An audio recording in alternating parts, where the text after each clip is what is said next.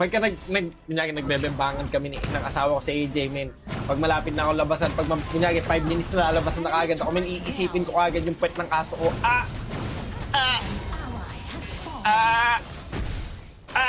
Malapit na.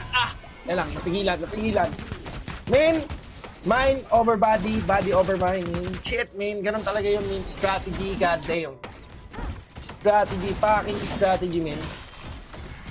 Pag umangat na sa akin yung asawa ko, guys, nagtitwerk na yan. Men, sagap. Pero kailangan ko talagang mag-imagine ng ibang bagay. Subok na subok dog sa latang ginagawa ko talaga, men. Ba't nga ako magsisinungaling, boy?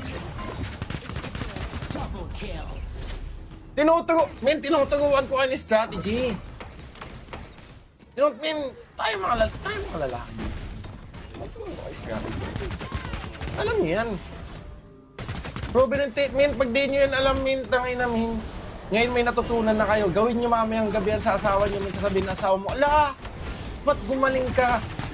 Tinuruan ako ni Doggy, mahal. Putang ina. Bida na naman ako sa buhay mo. Di ba? Hindi ka lang natuto magsugal.